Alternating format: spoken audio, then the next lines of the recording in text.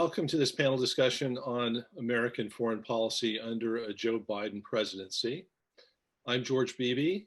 I am Vice President and Director of Studies at the Center for the National Interest. When Washington foreign policy wonks aren't talking about who is going to be in the next administration, they're often debating what policies are in store for the world. So what does the world think might be coming down the road? One way to get an answer is to ask. And that's what we're going to do today. We've gathered a panel of experts from Russia, Asia, Europe, and the Middle East to hear about their expectations about what might change, what might stay the same in a Biden foreign policy. So without further ado, I want to introduce them. Kishore Mahbubani is a distinguished fellow at the Asian Research Institute at the National University of Singapore. Dmitry Suslov is Deputy Director of the Center for Comprehensive European and International Studies and a senior lecturer at the National Research University Higher School of Economics in Russia. Dominic is Deputy Editor of The Spectator's American edition, a contributing editor of The Critic, and a weekly columnist for the London Daily Telegraph. And Shai Feldman is president of Sapir Academic College, the largest public college in Israel. So gentlemen, I'd like you all to begin with some short opening remarks on what you think is in store for your particular parts of the world. Then we'll open up for questions from our audience. Kishore, let's begin with you. Thank you. Thank you very much, George, for inviting me. Happy to join you at 11 p.m. Singapore time. I'm going to sort of surprise you. I want to talk about what should be the Biden administration's policy towards East Asia.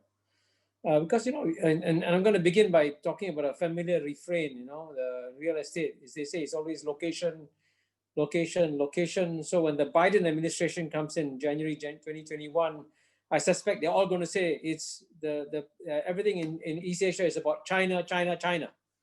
So I'm going to tell them that maybe they should consider the correct answer is ASEAN, ASEAN, ASEAN.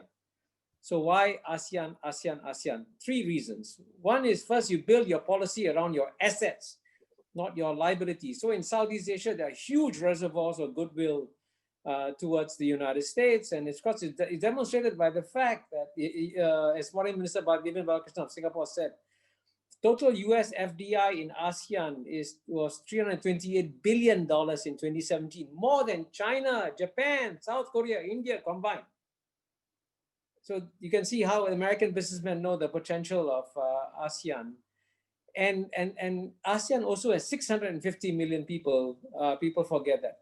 The second reason why it should be ASEAN is that ASEAN is also the driver for change in the East Asian region. And then just take, for example, the world's largest free trade agreement that was just completed, the Regional Comprehensive Economic Partnership, RCEP. And if you read the American media, all they told you was that RCEP was driven by China. Now that's totally untrue. It's completely false. Because if China had driven the RCEP, it would have failed. RCEP only succeeded because ASEAN drove it. And how did ASEAN drive it? ASEAN was the only body that has signed free trade agreements already with China, with Japan, with South Korea, with Australia, with New Zealand. And you combine all that, and that's how you got the RCEP. It was ASEAN-centered. But more importantly, and this is a critical point, okay? The three largest economies in East Asia are China, Japan, South Korea. If the three of them decided to try to have a free trade agreement among themselves, and the three of them met in a room, they couldn't agree on anything. Because there's so much suspicion within China and Japan, Japan and South Korea and China, right? But guess what? Underneath an umbrella that ASEAN created, you managed to get a free trade agreement among the three largest economies in East Asia. That shows you the impact that ASEAN is having on East Asia and why you need to pay attention to ASEAN. And the third reason is that we are moving into a very different world. the United States can no longer go back to a unipolar, bipolar, or mono-civilizational world.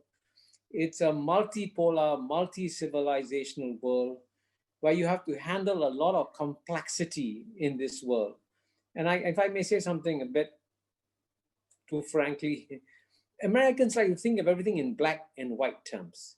The world is no longer black and white, it's many shades of gray.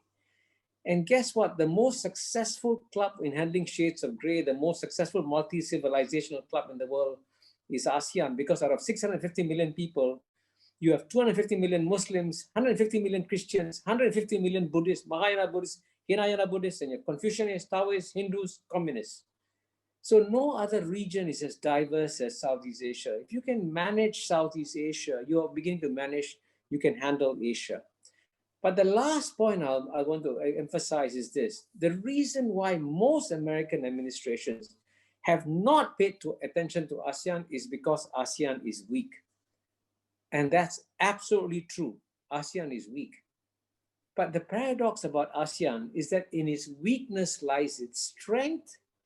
Because it's weak, everybody trusts ASEAN, as I demonstrated with the RCEP. And so if America is looking for a partner that is trusted by everybody in the region, it's ASEAN. So the magical key to open up East Asia for American interests is to go through ASEAN. Thank you.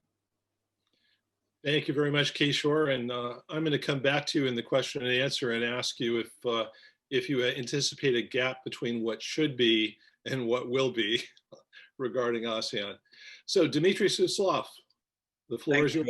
Thank you very much, George. Very happy to be here. Let me start by saying that from the Russian perspective, the major assumption and narrative of the Biden administration of return to normalcy is a false one. And there will be, from the Russian perspective, there will be no return to normalcy in American domestic politics at all under a Biden administration because of the objective polarization of American society and political system. So all the political struggle and instrumentalization of almost everything, including all the foreign policy issues in this political struggle will continue under the Biden administration. As for a return to normalcy in American foreign policy, it will be partial at best. Because of the structural changes in the world that go on and which are irreversible, and because of the same polarization in American domestic political system. From our perspective, there will be strong elements of continuity of the US foreign policy under Biden in comparison with Trump. To name very briefly just a few ones, the policy of dual and simultaneous containment of Russia and China will be continued. Of course, there will be some rebalancing of instruments of containment, but the policy itself will be the same. Secondly, from our perspective, Biden's foreign trade policy is likely to remain mercantilist. There will be no return to traditional military interventions with the purpose of regime change. So Iraq-style, Libya-style operations are quite unlikely in the observable future. As for elements of change, which is likely from our perspective under Biden administration, they are, of course, the increase of the role of ideology and rhetoric of values in American foreign policy, increase of multilateralism in general, and return to such institutions as World Health Organizations and UNESCO, an attempt to pursue multilateral approaches to management of the Iranian and North Korean nuclear problems, a return to multilateralism in terms of the Israeli-Palestinian conflict. Thirdly, the increase of the role of climate change and transnational threats and challenges in general as priorities for Biden administration. A very significant change will be policy towards the Western European countries and European Union at large. And Biden administration will definitely try to improve relations with West Europeans, especially Germany, which suffered most. The American-German relations suffered most from the Trump policies. And another change, but now to the negative, will be, from our perspective, relations with the Middle Eastern countries. If relations with the West European countries are likely to improve in the first several months and years of the Biden administration, of course, I mean, the fundamental contradictions of transatlantic relations will remain. And from our perspective, actually, transatlantic relations under Biden will repeat the cycle of transatlantic relations under Obama. First euphoria, but then return to reality, I would say, and mutual discouragement from both sides. But nevertheless, of course, in general, transatlantic relations will be more cohesive and harmonious in comparison with the Trump period. But relations with the major Middle Eastern allies of the United States, Israel, Saudi Arabia, and Turkey, are likely to deteriorate. Not completely, but become more tensionous and problematic under Biden administration because of the likely return to multilateral approach and more flexible approach on Iran, because of the attempt of the Biden administration to retreat from Trump's policy on Israel, and because of human rights and values issues, which will definitely increase under Biden administration. So from the Russian perspective, Middle East is actually a sphere of opportunity for Russian foreign policy to increase its positions at the expense of the United States in the observable future. In Western Europe and as regards European Union, on the contrary, the spectrum of maneuver for Russian foreign policy will decrease in the next several years. Now, when it comes to the US-Russian relations, in particular, under Biden administration, from our perspective, we will see a combination of two things. First, on the one hand, intensification of confrontation and containment, sharpening of adversarial rhetoric, and further worsening of political atmosphere of the relations on the one hand. So there will be no improvement of US-Russian relations in general. In general, the US-Russian relations will become worse and more confrontational. But on the other hand, we are likely to see more resultative, selective cooperation between Russia and the United States on those issues where interests of the sides converge. And under Biden administration, because of certain reasons that I will explain in a minute, there is an expectation of some more tangible results and an increase of US-Russian relations agenda, which became almost disappeared under Trump administration.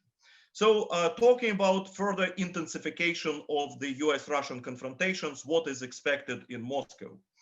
We expect the Biden administration to intensify criticism of Russia on human rights and domestic political affairs, support the Russian opposition, liberal NGOs, to use the Magnitsky Act in a more robust way, and so on and so forth. And that will definitely result to even more deterioration of the political atmosphere.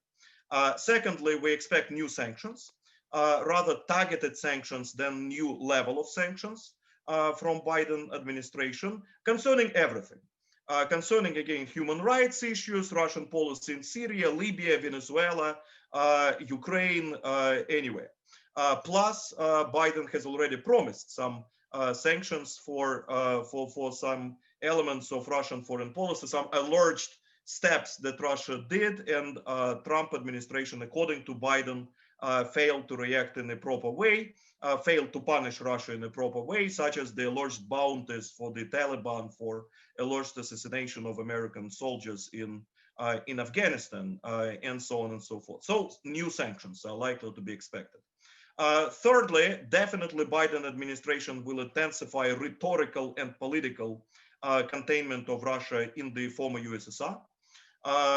Invitation of the political leader of the Belarusian opposition, Madame Tikhanovskaya, to the inauguration of Joe Biden is just an illustration of this approach. So we will face more intensive and more comprehensive containment of Russia in the whole region, starting from Belarus and ending with Central Asia, and of course the US support of Ukraine.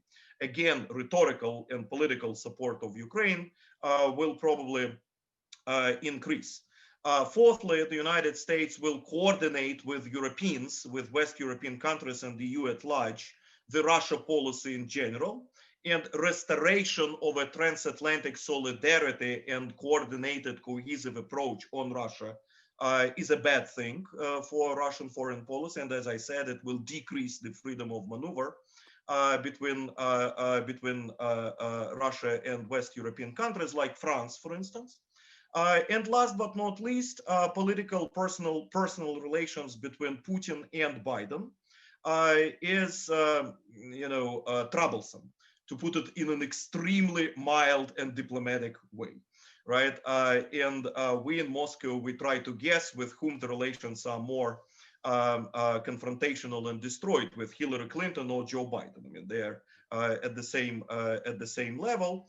And also the major affiliates of Biden when it comes to foreign policy, people like Anthony Blinken, Jake Sullivan, are considered to be ideologues, not really the ones with whom Russia could have fruitful dialogue. But at the same time, as I said, in Moscow, there is a certain limited but still expectations for more tangible results, cooperative results with Biden administration.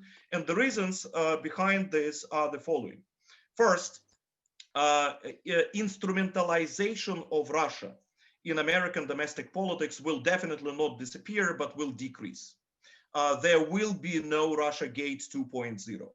Russia is not accused for interference into the US domestic affairs. I mean, it will remain as a divisive domestic political issue, but to a less scale in comparison with Trump administration. Russia will not be the major tool in the hands of Republicans to attack Biden, and that will create more space for engagement.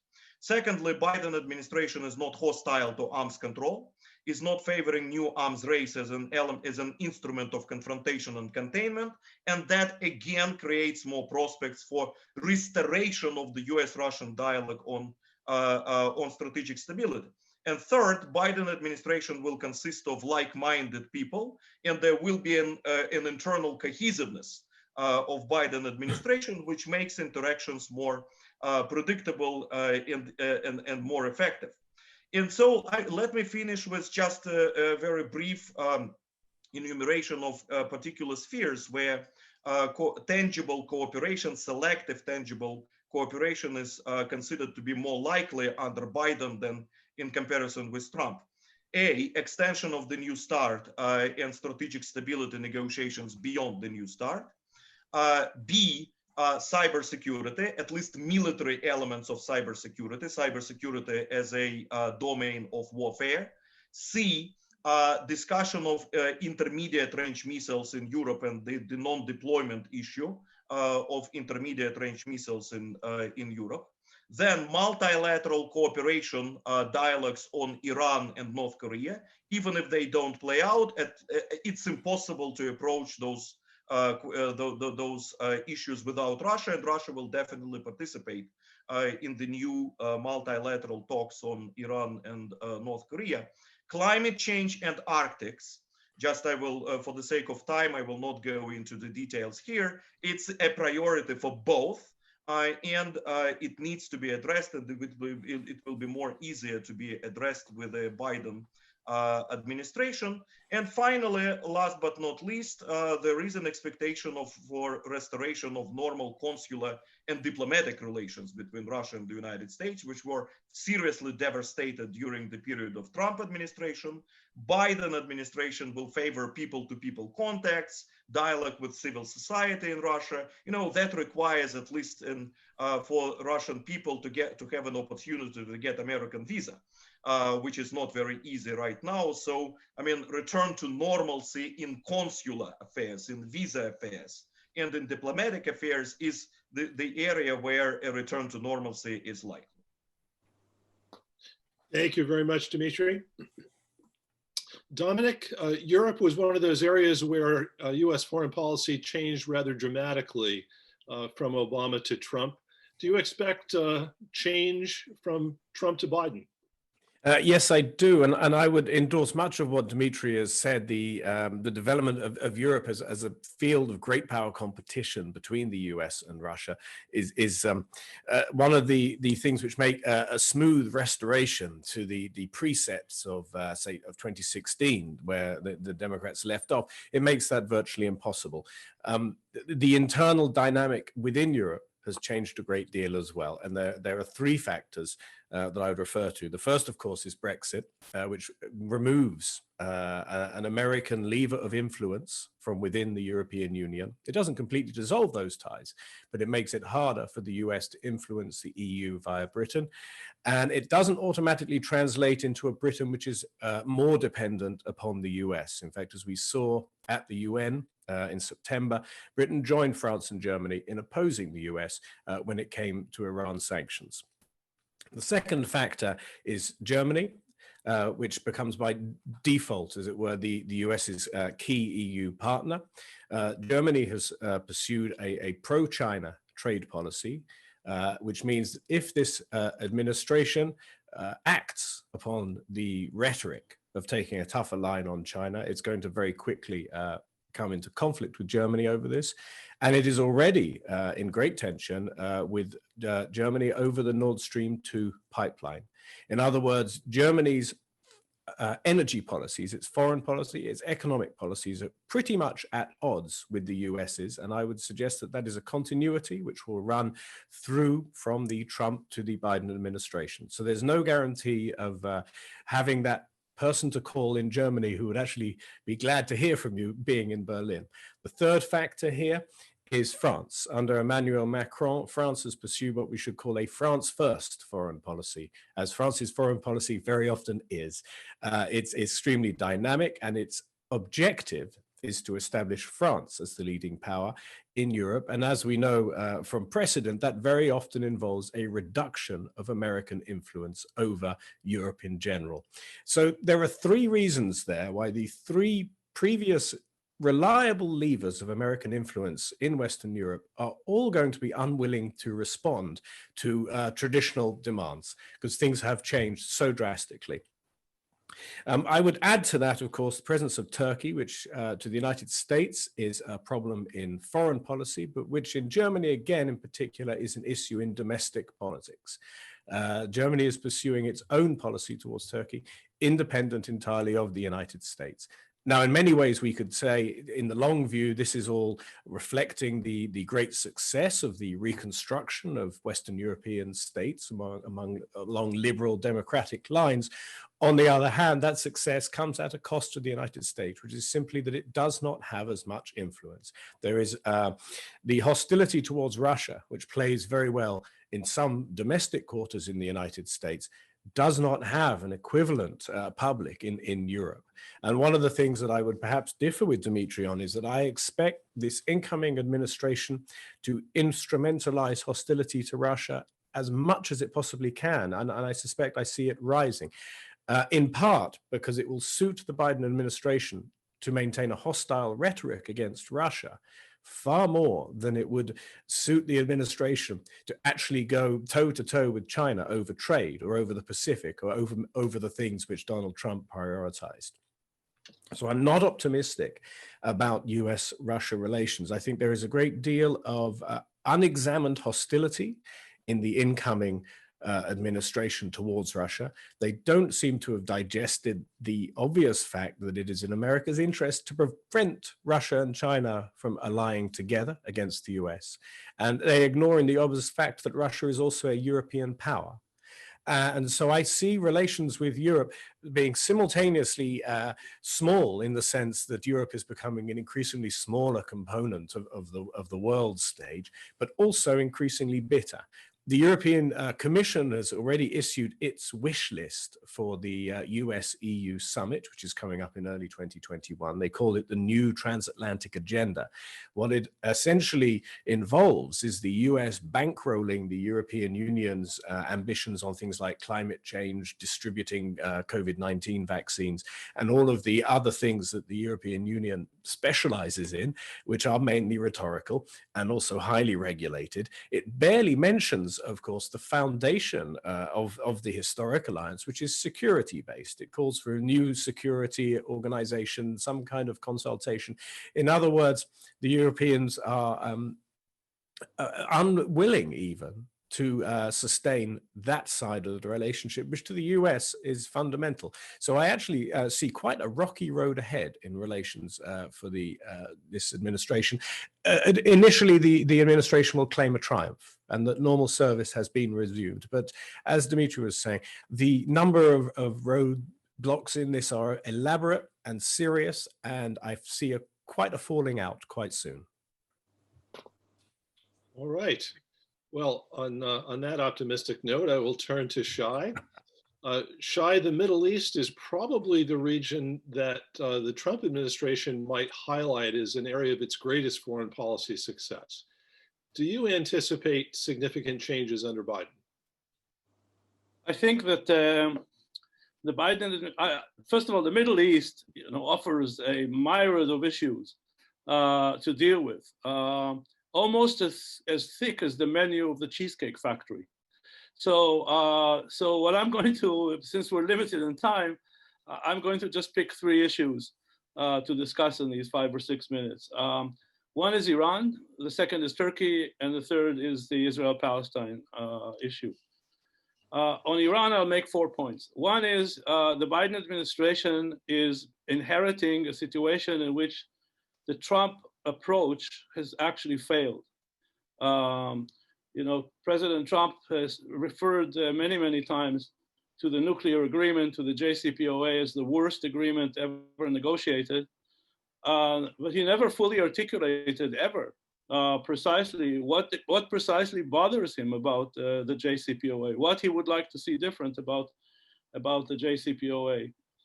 And he never really offered an alternative to the JCPOA. I mean, he canceled America's participation in the JCPOA, but the JCPOA was not really replaced by a different approach to Iran, at least not one that brought about any significant fruits. In fact, 4 years later, I would argue Iran is closer to a nuclear capability. Not farther away. So this is the U.S.-Iran relationship that Biden inherits. Now the second point is Biden clearly wants a new and improved JCPOA. Especially, I would probably guess the sunset clauses is probably the most important element that the Biden people will focus on. The question, of course, is will Iran be willing to re-engage, to return to the table on this issue? Now, this potentially can become a major issue in U.S.-Israeli relations. I would say more precisely in the relations between Prime Minister Netanyahu and President Biden. But I think Israel here will also have to think carefully. There is no question that the JCPOA is imperfect, but Israel also has to think about, is Israel better off without the JCPOA or with an imperfect JCPOA? And if at least the Israeli defense community and the intelligence community judges Iran to be closer to a nuclear capability today, then I think that the Israeli position will not be uniform. There will be many people in the defense and foreign policy community in Israel that will say Israel is actually better off with an imperfect JCPOA than without the JCPOA. The final point about Iran is that, and Biden, is the latest idea that I heard from the Biden direction is the desire to make Saudi Arabia and the UAE included in future negotiations or renegotiations of the JCPOA. This is a big problem, actually, because not only have these two countries opposed the JCPOA, but the point is they haven't actually. The issue that worried Saudi Arabia and the UAE was less about the nuclear issue and about the other aspects of Iran's behavior in the region, and including them in the negotiations or renegotiations of the JCPOA means really broadening This is pressure to completely rebroaden the agenda in terms of the negotiations with Iran. This means that there is a danger here of essentially moving from the exclusive focus of the JCPOA and the exclusive focus on the nuclear issue to the broader issues of Iran's involvement in the region, which will not make it easier to achieve an improved JCPOA. So I think the Biden administration is going to have to think carefully about what it's going to do on the Iran issue. The second issue that I'll talk about is Turkey, and just make 3 points about that. First of all, Biden, we have to remember, has no particular affinity to dictators. That's already going to introduce greater tension in US-Turkish relationship. Secondly, I think that Biden's advisors are far less tolerant or are likely to be far less tolerant of Turkey's war against America's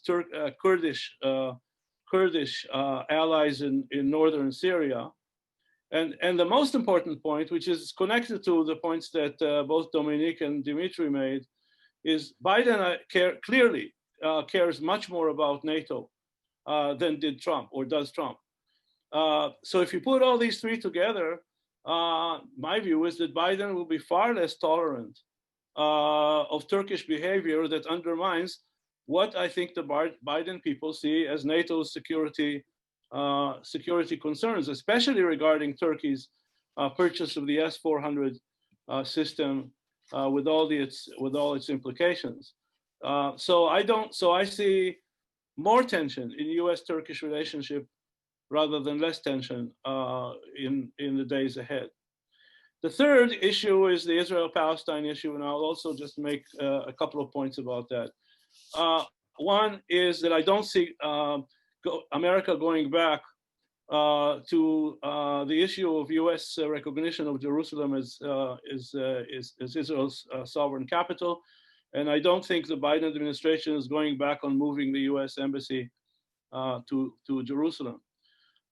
However, I do see the Biden administration is making an effort to re-engage the Palestinian Authority and re-engage and essentially encourage Israel and the Palestinian Authority to re-engage with one another. However, at the same time, I think that the Biden people are realistic enough and therefore are likely to avoid a kind of a heroic Camp David effort to resolve the conflict. I think they're realistic enough about the prospects and are unlikely to make an effort, especially given the Israeli domestic scene and Palestinian domestic scene.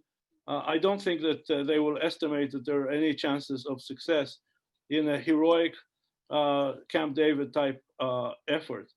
What I think they will do, and which will create a measure of tension between the Biden administration and particularly personally between Biden and Netanyahu, is that they will press, and this is a sharp contrast from the Trump administration policy. They will press Israel to avoid any major steps that will make it harder to return to the negotiations table at some point in the future. On that score, they won't go back, but they certainly are not going to continue to follow the policies that the Trump administration followed with the encouragement of their ambassador in Israel. They're going to make an effort to avoid prevent Israel from taking steps that may prejudge the outcome of any future talks, particularly in the realm of settlement construction. And on that point, the Biden administration is going to have the full support of Egypt and Jordan and Saudi Arabia and the UAE. All of them have opposed the idea of annexation. All of them will support a Biden effort to avoid Israel taking further steps that will make it more complicated to return to the negotiation table when conditions, either domestic conditions in Israel or Palestine or in the Middle East, will make such negotiations let's say, more feasible. So these are, I think, the three of the issues that the Biden administration will face in the Middle East, and I think those are the sub issues that will essentially drive Biden policy in the region. Thank you. Great, thank you, Shai. I think you did an excellent job of encapsulating some of the key issues that the Biden team will face in the region. We have a question for Kishore from Paul Hare, who is our Distinguished East Asia Fellow at the Center for the National Interest. He asked, how has Trump affected both Southeast and Northeast Asians' views of Washington's reliability and attention to their interests? Do they think Biden can restore their confidence in the US role in East Asia? Well, a lot depends, George, whether or not Biden comes to this office thinking that, hey, you know, Obama did a reasonably good job from 2008 to 2016. Trump was an interruption. We go back to doing what Obama did. Life will be hunky-dory. And if that's the attitude, then there'll be a huge problem, because the region has changed enormously in the last 4 years. And even though while Trump has been a disruptive force, clearly very disruptive, at the same time, the region is also very clear about where it wants to go. So for example, you know, I must say, it's fascinating listening to Dmitry, Dominic, and Shai, because it's very clear that in many of these regions, the dynamic is a very negative one, you know? You talk about all these issues, these problems, they cannot be fixed, they'll last, and so on and so forth, right? And it's important to emphasize that in East Asia, the overall dynamic is still a very positive one. And it's important to emphasize what are the priorities of these countries. So it is clear that the countries in this region, from Japan, from Southeast Asia, Australia, they want to see a strong America back in the region. But they don't want an America that comes to the table and says, are you with us or against us? Let's finish. The region very clearly doesn't want to choose sides. And at the end of the day, you know, you got to look at the hard realities. If the primary goal of these countries, both in, why do you think Japan and South Korea signed the RCEP, right? Why do you think everyone else did? I'll give you one statistic just to illustrate how much things have changed in the last 10 years, okay? In 2009, 10 years ago, the size of the retail goods market in China was $1.8 trillion. United States was $4 trillion, 2009, more than double of China. Fast forward 10 years, 2019. China's retail goods market has gone from 1.8 trillion to 6 trillion. United States has gone from 4 to 5.5. Now go fast forward another 10 years, and then you get a sense of where the markets are and where the economic growth is going to come from. And you know, I've always emphasized that the 21st century will be the Asian century. And one reason what's driving it is that most of these countries in this region understand the priority is economic growth. That's the thing to do. I mean, I give you, you know, we talk of all these disputes and so on and so forth, many very, very deep disputes. Frankly, the biggest dispute in the world probably is between Vietnam and China. They've only been fighting for 2,000 years. Vietnam has been occupied by China 1,000 years. And until 89, the most heavily mined, fortified border in the world was between China and Vietnam. And today you go to the same border, you know what? No mines, no artillery, no forces. It's one of the most heavily traded borders in the world.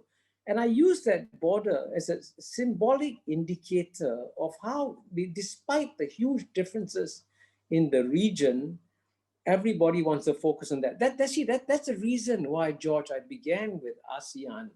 Because I would like the United States, before it does anything in East Asia, come and talk to the countries privately and say, what would you like to see? Do you want to see a strong US presence, a strong constructive US presence, and one that just doesn't focus on the military side, but also on economic side. And the big game in East Asia is an economic gain. So all the people who if they're coming from the Obama administration to the Biden administration, they really got to reorient themselves and look at the region afresh and say, we got to take a different route. And that's the key point I was trying to make.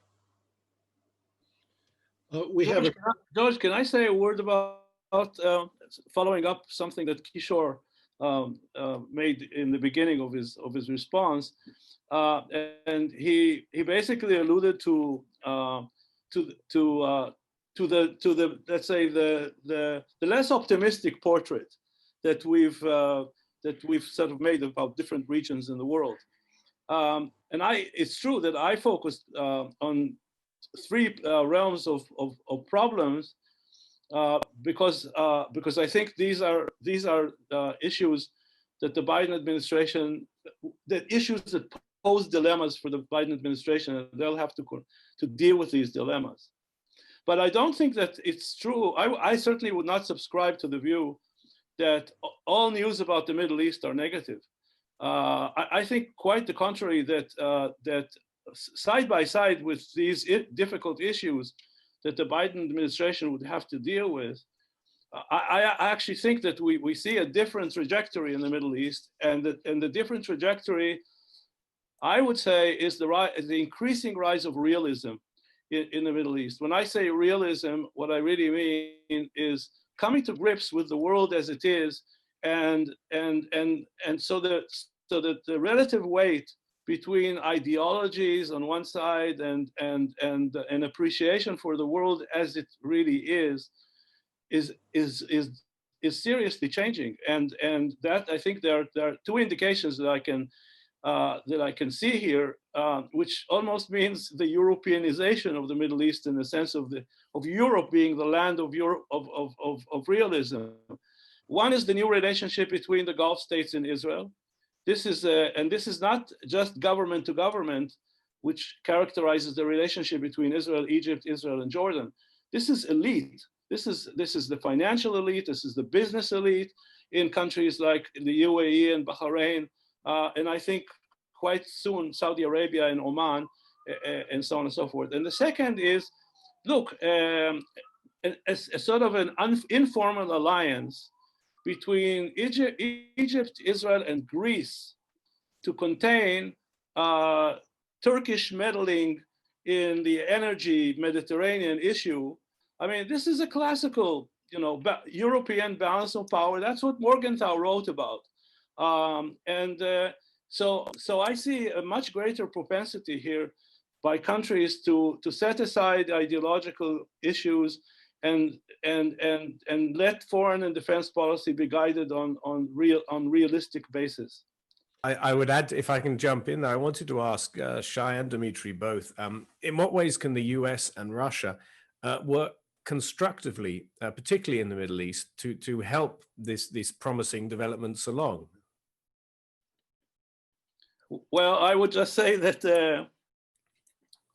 I think here the truly complex issue is Syria, because Syria is almost a microcosm of the entire Middle East. It used to be that everybody played Lebanon. Now, for the last 5-6 years, everybody's playing Syria, and clearly, I think this is an arena where Russia is playing a very complex, intricate game. It clearly tolerates. It's not happy, but it tolerates Iran's involvement in Syria, because Iran's involvement in Syria is part of the equation that keeps Assad there. But at the same time, I'm sure that there are aspects of Iran and Iranian involvement in Iranian policy and Iranian ideology that are uncomfortable to a very sort of realism-based foreign policy that Russia's is. I would say also that because of this complexity, From my perspective, we've really gone through a period which is almost miraculous. I mean, if you think about this cooperation on one hand, and yes, at least competition, if not conflict, between Israeli interests and Russian interests in the region, and the fact that you have platforms of two air powers, Russian air power and Israeli air power, operating in the same theater of operations, which is very small. And the fact that we haven't seen during these years of intensive Russian activity and Israeli activity in the same theater of operation, not a single major incident happening, you know, that first of all means that the relationship between Netanyahu and Putin have been excellent. And because of that, it's because the very close relationship between the Israeli military and the Russian military in terms of coordination, in terms of, you know, making sure that accidents don't happen, would not have happened without the personal close relationship between Netanyahu and Putin. And I would say with all these explanations, it's still a miracle that we've seen all these years, you know, not a major incident between, you know, there was a quarter incident, 1 quarter incident in the last 5 or 6 years. That's almost a miracle. As I said, and this is the best example that I always give to the analogy to the Cheesecake Factory menu, because Syria offered all the players, especially Russia and Israel, a broad menu for possible mistakes, and somehow miraculously they avoided these mistakes. George, can I just add 2 points, George, very quickly? But, yes, 2 fingers, but then I want to give Dmitry a chance. Yeah, just very quickly. Well. I'm very glad that I got Shai to talk about the more optimistic parts, but just to illustrate the in some ways, and I'm glad there's optimism, but the gap. Number one, if you can get Turkey, Iran, Israel, Saudi Arabia to sign a free trade agreement, that's an indication of what the difference is in East Asia. The second point, it's interesting that Shai spoke about Israeli and Russian planes operating in the same airspace, very close to each other, and bombs and everything. And what's interesting, if you look throughout East Asia, the guns are completely silent. No bombs drop anywhere. And there's actually no danger of any real gunshots starting anytime soon. There are differences, there are problems, okay? But frankly, the armies have stopped fighting in this region. And at a time when, remember Southeast Asia, Vietnam War, Indochina War, all the big wars used to be in East Asia. So that's a key point I want to make. The dynamic in this region has shifted so dramatically that people haven't noticed. And that's the critical point that US has got to take on board. There's a positive dynamic that the US can reinforce and benefit from. Right. Dmitry. Thank you. First, I want to fully agree with Shai on the increase of the realist dynamics in the Middle East. However, it still remains to be seen whether Biden administration will correspond to this realist dynamics or not.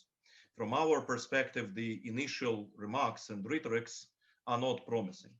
As I said, it remains to be seen whether this rhetorical line is just a part of the election campaign or will continue into the future policies. If it will continue into the future policies, then the American positions in the Middle East will continue to weaken. That's first point. Second point, from my perspective, the two areas where Russia and the United States could actually cooperate in the region, in the Middle East, in the current environment, are multilateral dealing with Iranian nuclear program, where Russia is absolutely eager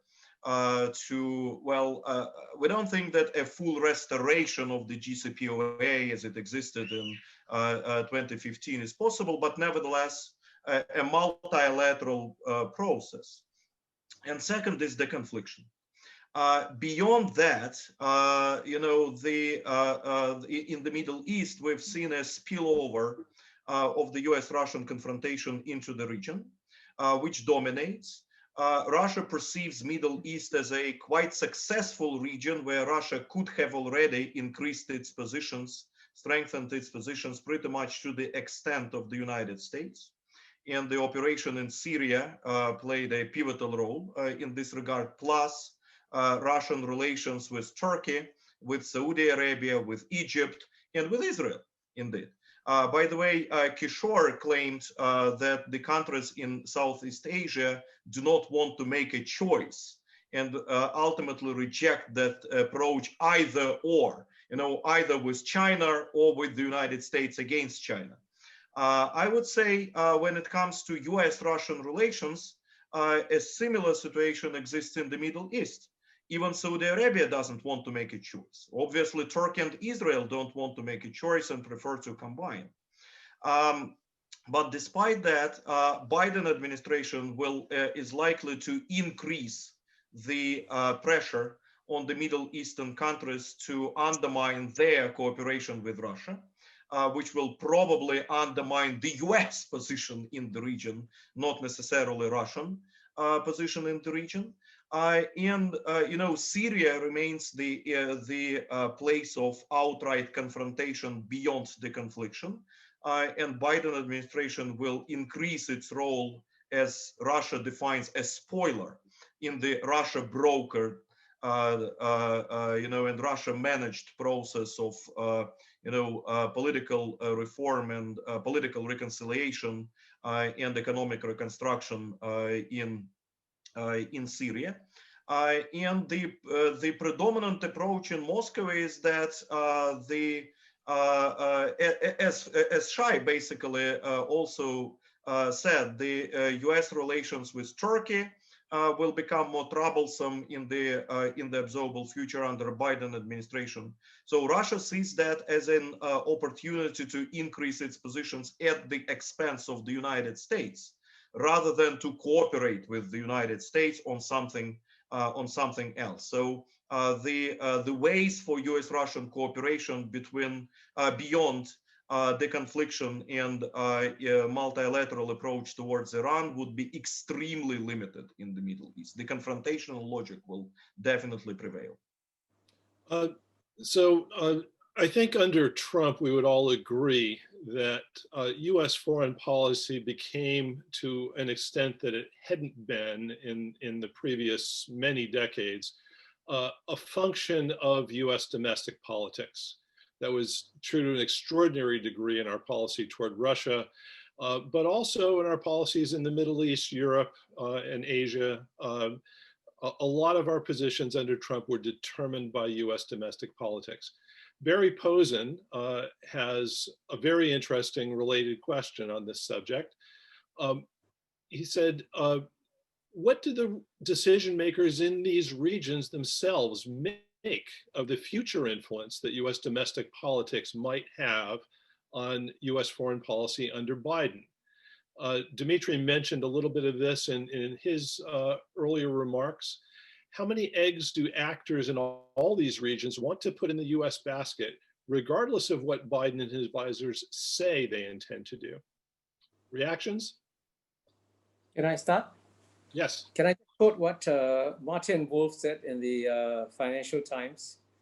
That when you look at how many people voted for Trump, 72 or 74 million, and you can see how he's still on a roll in many ways, and he may announce his 2024 candidature, as Martin Wolf said, that the Biden administration may turn out to be a pleasant interlude between two Trump administrations. And of course, that is something I can tell you honestly that would worry a lot of countries in this region.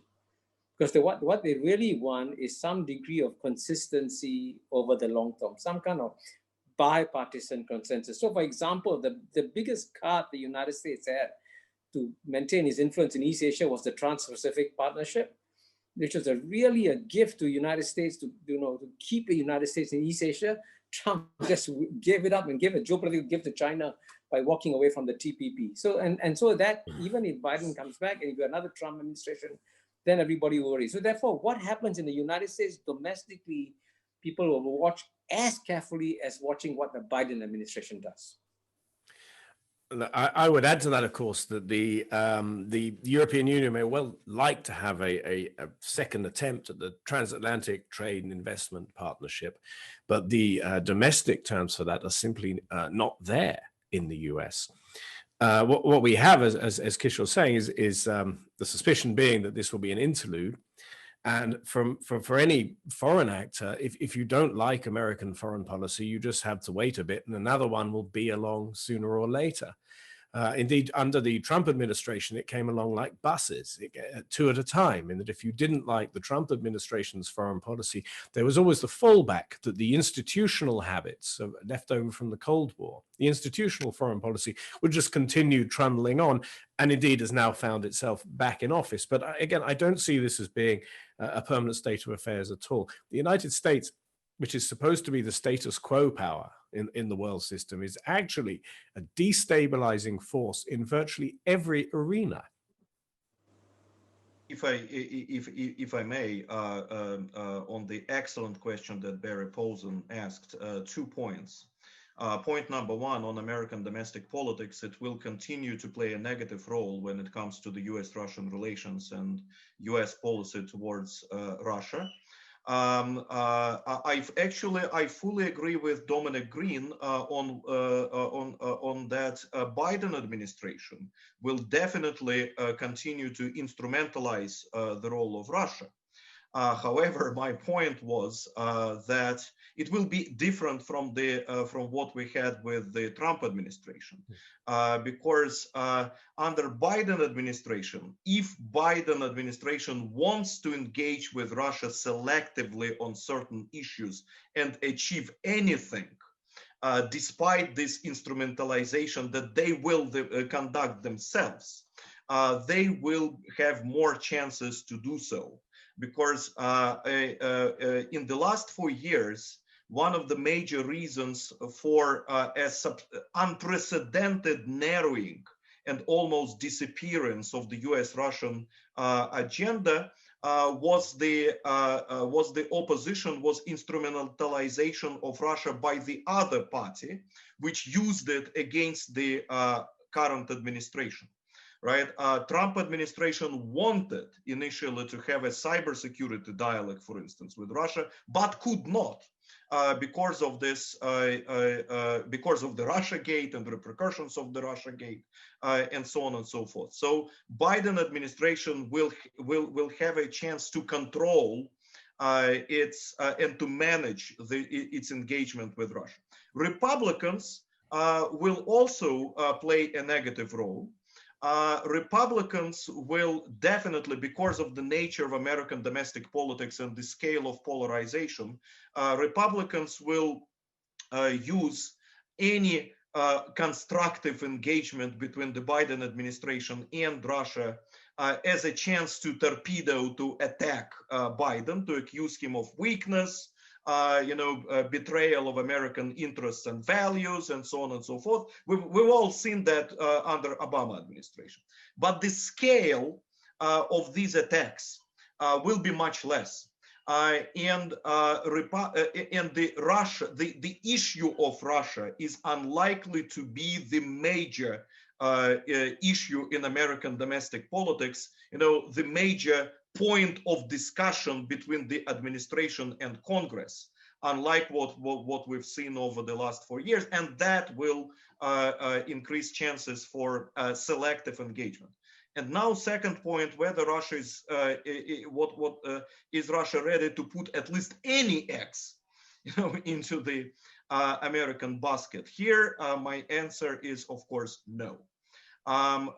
Given the polarization in the American domestic politics, given the systemic nature of the US-Russian confrontation, the expectations in terms of US-Russian relations are extremely limited, and Russia itself would like to disengage from the United States as much as possible. The United States is viewed not as a partner to cooperate with, but as an adversary, relations with which, confrontation with which needs to be managed. So management of this confrontation, preventing this confrontation from escalating into inadvertent conflict, unlimited arms race, something like that, is the area where Russia would want to cooperate, to engage with the United States bilaterally or in a multilateral framework. All the rest, the United States is regarded as a very serious factor of Russian policy towards Europe, towards Asia, towards the Middle East, towards Africa, right? But not bilateral, right? So bilateral relations with the United States are not regarded as a priority in this regard. George, I would say that Shai, before you go, we've got a question for you specifically from Dov Zakheim. you mean like Barry's question was not difficult enough? You mean? Well, I'm gonna allow you to answer both of them since I'm about to give you the floor. So Dov, former comptroller at the Pentagon, has asked a question about the statement that Prince Turki Al Faisal made at the Manama conference, where he specifically, as I'm sure you know, had some very harsh things, critical things to say about Israel. Do you think this has really put a damper on Israeli-Saudi relations? Is this a rebuke toward Mohammed bin Salman? And Dmitry, a corollary to this, how did Russia react to the statement, if at all? So Shai, let me give the floor to you. Let me take the Dov's question first, because it's less complex than Barry's question. Yes, I think that there is a reason why we've seen the breakthrough in Israel's relations with the UAE and Bahrain, and we still haven't seen a similar step with Saudi Arabia.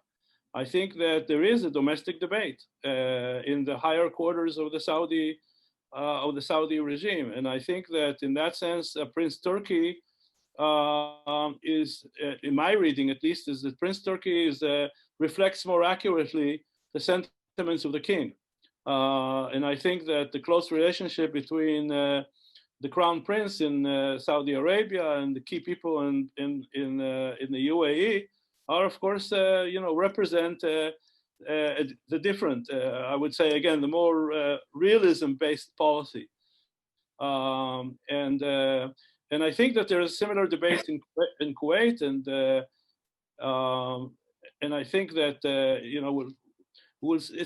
there is a somewhat different debate in Oman, but yes, I think that Prince Turki, in that sense, is more loyal to the previous thinking that in the Middle East over these years. I think that I mean one aspect, there are two aspects to this that I have to mention. One is what I already talked about, which is the debate between ideology, or the role of ideology versus realism. But I think that there's more than that. I think the new generation, which is again the crown prince, people in the Gulf and so on, there is a certain level of fatigue of the Palestinian issue, and especially the young generation that wants and the generation of younger leaders who want to see their countries getting the most benefit from what Israel has to offer. There is, I think, an obsession with Iran, which gives the impression that all of this is about, an alliance with Israel against Iran and so on and so forth. I don't think that's the case. I think that their interest in Israeli civilian technology is as important as the issue of Iran. So that's that. On the much tougher issue, the much more complex issue of domestic politics, the real problem with this idea that U.S. policy in the Middle East, at least I'll talk about the Middle East, is driven by domestic politics, is, I mean, there's a real difficulty here, because it's as if we agreed on an analysis of the American domestic scene, then from that would follow foreign policy implications. There is like a one-to-one relationship between domestic politics in America and its policy in the Middle East, which usually means policy about Israel. Now, the problem you see with that is that's just not the case, because the difference between, let's say, the Trump administration and the Biden administration is simply that both of them are tied to domestic politics but they're tied to different facets of the American domestic scene, very different facets, which support different policies. So let me just say two things. One, Trump clearly, some of its policies, including the issue of Jerusalem and so on and so forth, is driven by the fact that the evangelical part of American domestic scene comprises a very important dimension of Trump's base. Now, I wouldn't say that because of that, Biden's foreign policy or Biden's approach is less tied to domestic politics. It's just that it looks at a different facet of American domestic politics, which is to do with the very big difference between this American Jewish community and the evangelical community, okay? After 4 years of tension between Netanyahu and Obama, more than 72 to 73% of American Jews voted for Obama's re-election, okay? After a president that moved its embassy to Jerusalem and recognized Jerusalem as Israel's capital, more than 70% of American Jews voted for Biden. And the reason is that the American Jewish community is driven by values, and it tends to be very liberal. So you could say Trump's policy on Israel was driven by domestic politics, and Biden's policy would be affected by a different kind of understanding of American domestic politics. But it's not as if one analysis of American domestic politics leads to one policy in the Middle East. So I find it very difficult to kind of relate to this idea of a unidirectional arrow leading from domestic politics to foreign policy, especially in the Middle East. Just since part of this question was asked to me, I didn't see any Russian reaction to that harsh statement by Prince Turki. However, it is purely understandable. The incoming Biden administration is expressing a more hardline approach towards Israel in certain aspects of Israeli policies and Saudi Arabia. Some elites in the Saudi Arabia would like to, consolidate with the United States kind of against Israel. Basically, from the Russian perspective, this statement does not add anything substantial to the dynamics in the Middle East. Dynamics in the Middle East consists of a very complicated mixture of cooperation and competition, including between Saudi Arabia and Israel. This, by the way, fully corresponds to the Russian approach to the major Middle Eastern players. That's a quite favorable environment for Russia. All right, this makes Middle East an ideal type realist region, again to follow Mr. Feldman's line of analysis,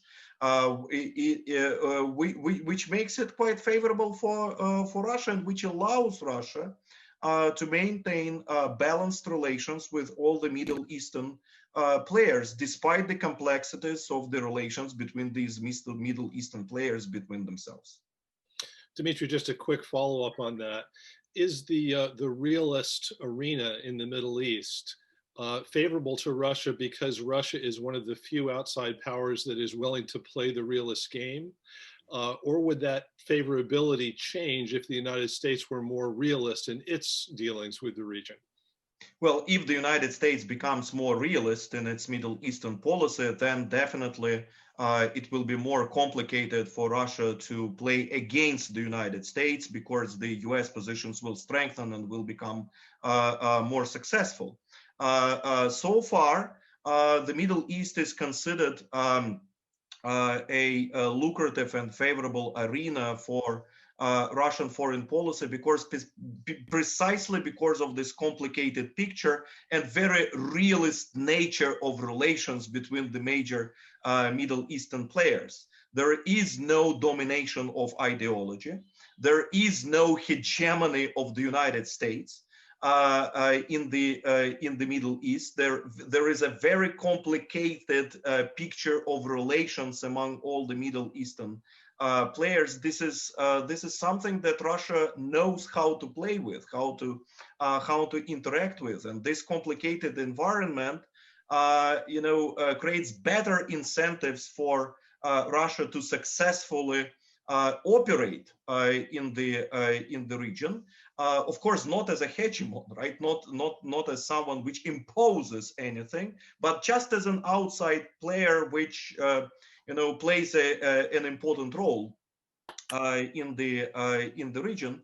And in this complexity and realist type of relations between countries differentiates Middle East, for instance, from Europe, which is much less a favorable environment for Russia to operate because of the Atlantic community, which will now strengthen and reconsolidate, at least for a while and partially, because of NATO as an overarching institution dominated by the United States.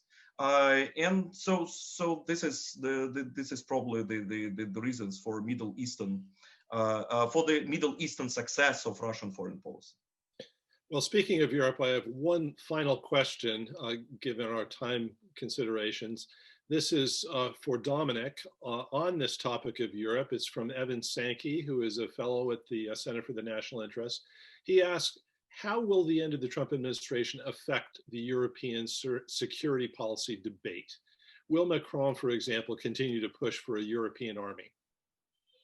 Well, I would say that the end of the Trump administration will remove the excuse that the Western European powers have used, which is that the problem with the security architecture is the behavior of Donald Trump. I don't believe it is. I think the problem is the unwillingness of the Western European powers to keep their end of the bargain or to act according to their own stated principles. The ever fading prospect of a pan-European army has never looked further away than it has now after Brexit and after the economic shocks of COVID-19. It's simply inconceivable to me that there's going to be a serious push for this. There may well be statements about it in order to satisfy Emmanuel Macron, who is pushing very hard for this at the moment, but I cannot see this as a realistic prospect now or even at any point in the future. Great, thank you very much. Thank you to all our panelists. This has been a fascinating discussion. I would venture that this is going to be an ongoing discussion because as the Biden administration gets into office and begins to make decisions, we're all going to be debating what the wise policy courses ought to be in the United States. And we all need to understand how US policy looks from the perspective of key experts abroad. So I hope we'll be able to continue this discussion in the not very distant future. Thank you all. Thank you. Thank you very much. Good night. Thank you very much.